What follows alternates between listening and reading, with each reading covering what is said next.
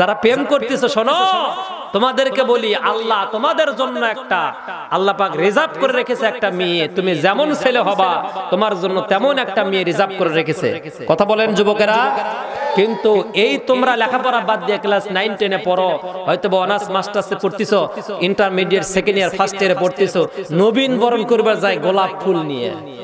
কলেজে নবীন বরণ inter pass করছে, নবীন বরণ মানে কি? তার মানে সজীব ফুল দিচ্ছে হলো সাথী, করছে নাও সাথী প্রথম দিন তো, তারপরে ফুল দেওয়ার পরে গোলাপ ফুল নিয়ে এর ফুল উই নেয় ওর ফুল উই নেয়, আবার ফুল দেওয়ার স্টাইল দেখছেন? এটা তো কোনো মালা নাই, এটা দাও তো দেখি। এই ফুল দেওয়ার স্টাইল দেখছেন? ইনকে করে ছেলে মানুষ দাঁড়িয়ে থাকে, তুমি না দাঁড়াও তো না, ইনকে দাঁড়িয়ে থাকে আর বেরিয়েছে ইনকে থাকে ইনকে করে দিচ্ছে।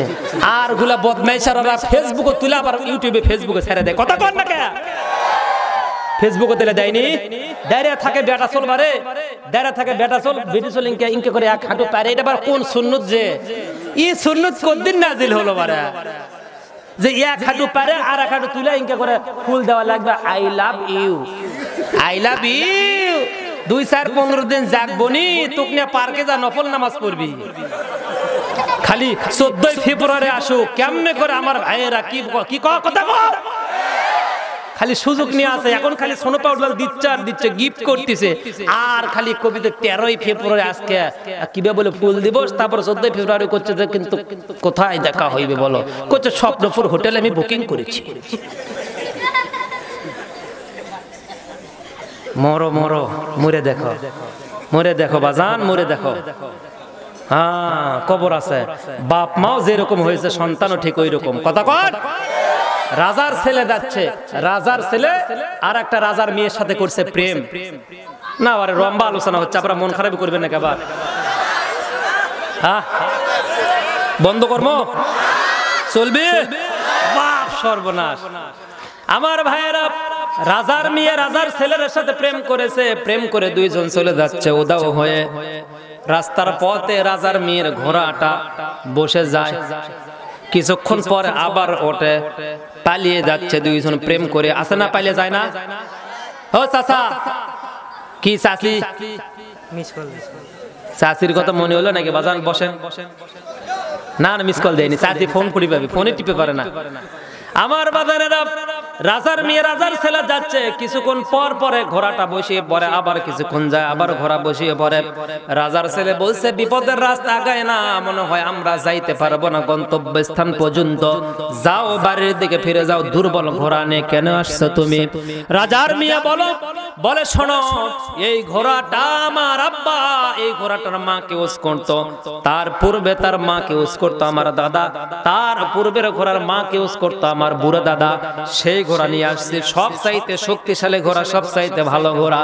তাহলে তোমাদের রাজ দরবারে এটাই যদি হয় ভালো ঘোড়া, দামি ঘোড়া, তাহলে এই ঘোড়া বারবার বসে কারণটা কি? রাজার মেয়ে বলে আমার আব্বার কাছ থেকে আমি বিভিন্ন সফরে যাবার সময় শুনেছিলাম এর মার বদ অভ্যাস ছিল, খাওয়া দাওয়া যতই দাও যতই সুস্থ থাক, 1 কিলোমিটার পর পরে বসে বসে 2 মিনিট 3 মিনিট করে রেস্ট নেয়। আমার বাবা আবার দাদার কাছ থেকে শুনেছিল ওর মায়ের এই বদ অভ্যাস ছিল, 1 কিলোমিটার পর পরে সুস্থ থাকার পরে বসে বসে রেস্ট নিত। আমি আমার বাবার কাছ থেকে শুনেছি, বাবা দাদার কাছ থেকে শুনেছে, দাদা তার বাবার কাছ থেকে শুনেছে আমার ঘোড়া শক্তিশালী, আমার ঘোড়া সবল, আমার ঘোড়া ভালো, আমার ঘোড়া দামি, আমার ঘোড়া তার মায়ের চরিত্র তার ভিতরে আছে। টেনশন করো না, গন্তব্য স্থানে পৌঁছে যাব। এই যুবক ছেলে রাজার ছেলে বলল ও প্রাণ প্রিয় আমার প্রেমিকা, আমার লাভার, আমার প্রিয়তমা, শোনো, তোমার রাজা বাবা যদি এই কথা বলে থাকে, এই যদি হয় ঘোড়ার চরিত্র, এই যদি হয় তার মায়ের চরিত্র, এই যদি হয় তার মায়ের চরিত্র, এই যদি হয় তার মায়ের চরিত্র, আমি তোমাকে পালিয়ে নিয়ে গিয়ে বিয়ে করলে, তোমাকে বিয়ে করলে তোমার পেট থেকে যে সন্তান আসবে ওই সন্তান কিন্তু ঘোড়া নিয়ে পালিয়ে যে বিয়ে করবে। অতএব তুমি বাড়ির দিকে বা উঠান বাড়ির দিকে চলে যাও, তোমার সাথে প্রেম করে বিয়ে আমি করতে পারবো না। প্রেম করো না, প্রেম করো না। ইমু তার মিস কল দেওয়ার দরকার নাই, মেসেঞ্জার তার ঠকাঠকি করার দরকার নাই। কি মনে থাকবে? ফেসবুকে খবরদার এই একটা জানে মেয়ে কোনো প্রকারের মেয়ে ফ্রেন্ড লিস্টে থাকবে না। কালকে সব ডিলিট করে দিয়ে গেল হুজুর, মাস্টার, টিচার, ভালো ভালো মানুষের সাথে ফ্রেন্ড লিস্ট করতে হবে। এই যুবকেরা রাজি আছো? আসো রাজি? ওই খালি দেখে দেখে খালি বেটি ছেলের সাথে ফ্রেন্ড লিস্টে ই করতে পারে।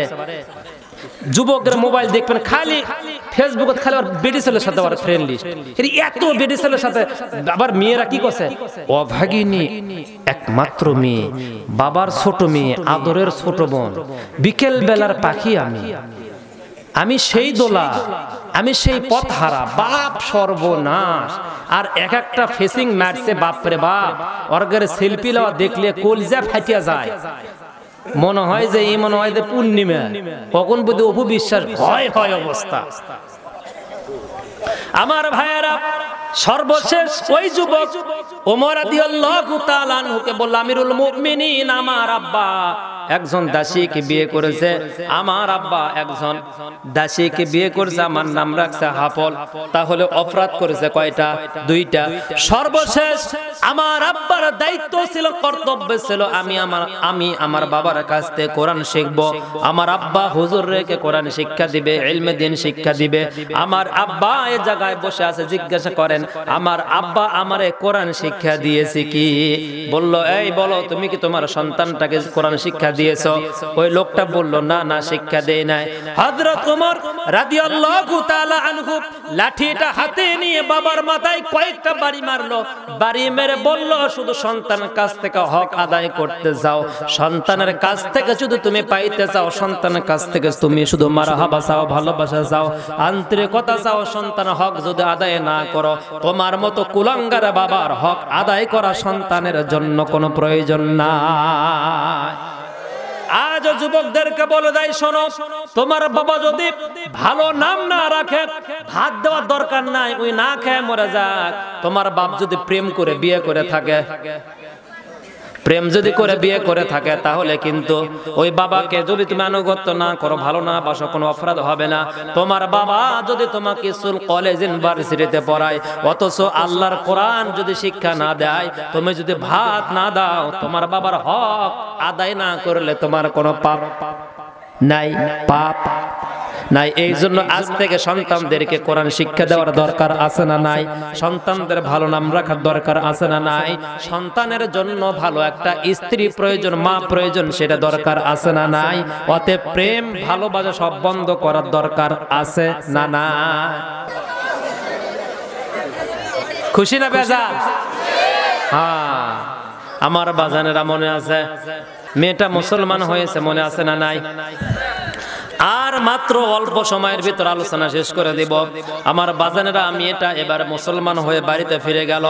বাড়িতে যাওয়ার পরে মেয়েটা যখন নামাজ শুরু করে দিয়েছে, জোহর আজান হয়ে গেল, মেয়েটা নিজের রন্নাটা ফিরে নামাজ শুরু করলো। আসর নামাজের রন্না ফিরে নামাজ শুরু করলো। দরজা আটকিয়ে দিয়ে হিন্দুর, মুসলমানদের গ্রামে আজান হয় আর হিন্দুর বাড়িতে মেয়েটা নামাজ পড়ে। সুবহানাল্লাহ। এই নামাজ পড়তে পড়তে 2-1 দিন, 3 দিন, 4 দিন, 5 দিন চলে যায়। মা তাকিয়ে দেখলো দরজা, কিরে গভীর শেষ রাতে ফজর নামাজের সময় আজান দেয়, আমার মেয়েটা প্রতিদিন ওঠে আজান দিল, আমার মেয়েটা দরজা আটকে দেয়, কারণটা কি? মেয়েটার মা দরজার ছিদ্র দিয়ে গিয়ে দেখে মেয়েটা সেজদাত পড়ে লুটিয়ে হাও মাও করে মা বাবা মারা গেলে যেমন কাঁদে সেই রকম কাঁদিচ্ছে। আমরা কাঁদবো কোথায়? আল্লাহর পায়ে সেজদা করে। আমাদেরকে মামলা দাও, আমাদেরকে হামলা দাও, আমাদের ক্ষতি করো, আমাদের উপরে জেল জরিমানা করো, আমাদের মামলা আজকে থানায় নাই না, আমাদের কথাগুলো চেয়ারম্যান, মেম্বার, এমপি, মন্ত্রী শোনে না। আমাদেরকে যদি একটা বার সেজদা করে গভীর রাত্রে যদি গোলামের 2টা মাজলুম ব্যক্তির 2টা চোখের পানি যদি একটা বার যায় নামাজে পড়ে, আল্লাহর কসম করে বলি, রাবাত বুলেট ফেল হয়ে যাবে, কামানের গুলি ফেল হয়ে যাবে, কিন্তু এই মাজলুম ব্যক্তির চোখের পানি ফেল হবে না। কথা কর। আমার ভাইয়ের আমার বন্ধুগণ, মেয়েটার মা দেখে বলল, হাই সর্বনাশ হয়ে গেল, কি আমার বাড়িতে তো মুসলমানের ধর্মকর্ম ঢুকলো।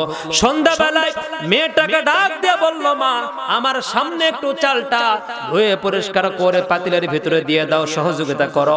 মেয়েটা রান্নার কাজে সহযোগিতা করার জন্য চালটা যখন পরিষ্কার করে ওই পাতিলের ভিতরে দিচ্ছে, রান্নার পাতিলের ভিতরে মুখ ফসকে বলে ফেলে দিয়েছে বিসমিল্লাহির রহমানির রহিম। যেমনি বলছে বিসমিল্লাহির রহমানির রহিম, ওর মা আবার হিন্দু মানুষ সাইড থেকে বলছে রাম রাম রাম বিলোকায়া জিটা রাম বাবু সিঙ্গেল বানুয়া। হায় হায় মা, করলি কি তুই? মুসলমান হয়ে গেলি নাকি? মুসলমানদের এই কথা। মেয়েটা বলল, মা এই কথা বলে যদি রান্না করা হয়, এই কথা বলে যদি কোনো কাজ শুরু করা হয়, ওই কাজের ভিতর আল্লাহ পাক খাস রহমত এবং বরকত দিয়ে দেয়। বলেন সুবহানাল্লাহ।